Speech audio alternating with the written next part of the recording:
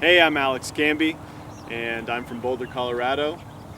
I'm the head trainer at Strong Bond Dog Training, and one of the things that I do is help people develop their relationship with themselves and with their dogs. So, when I was about 21 years old, I inherited my first dog as an adult, not sort of a family dog, so to speak, from a girlfriend that I'd been dating for a while. And my dog's name was Batman. He was a red-nosed pit bull, and to say that I was ill-equipped to handle him, it would be an understatement. I just had no clue what I was doing, and he was a very high-energy dog that required a lot of work. He required a lot of activity, and he was strong-willed, I guess, to say the least. But our time together, started me down the pathway of starting to read about dog training, starting to watch videos, starting to go to classes, and that journey, it took me to a point where where we kind of could coexist, and Batman and I,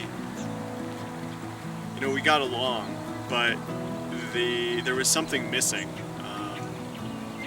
from the whole experience that I kind of, he would, if I had treats, he would listen, he would walk next to me nicely, but there was this sense that there was a whole lot more we could have together.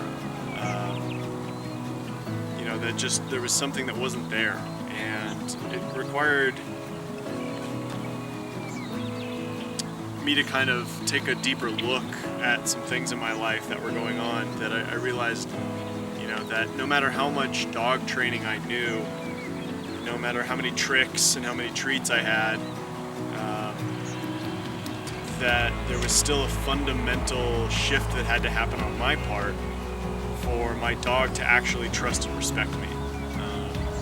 And the process that I had to go through with him over the 13 years that I had him to really get to a point where I felt like he and I were really on the same team, that we were doing something together that was meaningful, and that our relationship was deeper than just, here's my dog and he's well behaved, but more so, here's my dog and he's my teammate.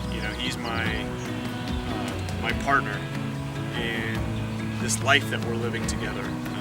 That had to come from a whole different place, and it was something that I found almost entirely absent in all of the literature and the dog training that I received.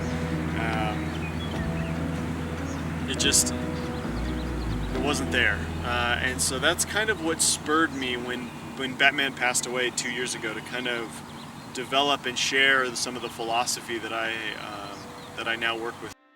One of the things that I think was really important about the changes that I made to myself when I was working with Batman and developing our relationship was this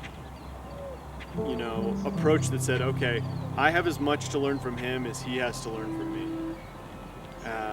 And if we're not helping each other grow, then this isn't really if I'm just the master and he's just my obedient pet, right? Then this is not really going to end up being that fulfilling of a relationship.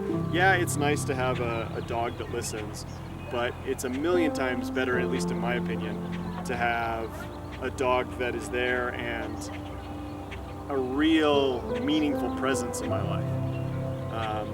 And so but to have that kind of relationship took a different kind of thinking, and it took a different kind of an approach to the relationship that we had.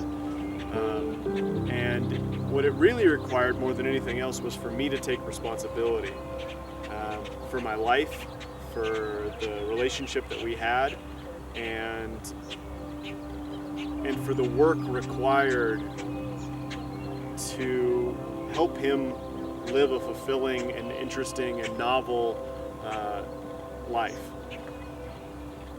Yeah, and so what that kind of has done in the company that I'm building now, which is called Strong Bond.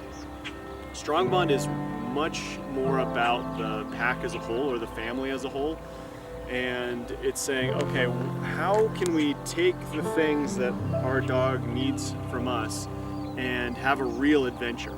How can we go into the world together and team up to really accomplish some things as a team? And here comes my little pack mate now. Lumps, come here. Good girlie. What are you doing? You're a mess. Oh, come here. Oh, there's Raven. Go get it.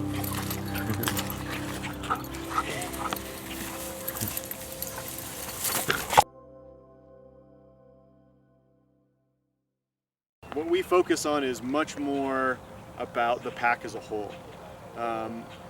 Almost all of the dog training that I've encountered outside of what we do is very, very dog focused. And when I was developing my relationship with Batman, it was much more about how do I need to grow in order for us to thrive as a pack, right? Because that was the one thing that I could control. I had to stop asking him to change, and I had to change, and I had to lead by example. And in leading by example, I gave myself an opportunity to grow and thrive and change. And that's a lot of what we do at Strong Bond, which is we help people identify the areas where they need to show up with more clarity, with more responsibility, with more strength, and say, hey, look, this is how you're going to show your dog how to live, by you embodying those qualities. And it's far less about obedience and far much more about how do I earn my dog's trust and respect. And by having that sort of personal focus on developing the self, we find that people who really engage with the material, they find the applications for that sort of approach to be far stretching and far reaching. Instead of just it being about how do I train my dog to do X, Y, and Z, it's much more about how do I live my life in a more present, responsible, and enjoyable way, so that everyone around me benefits from, me being a leader.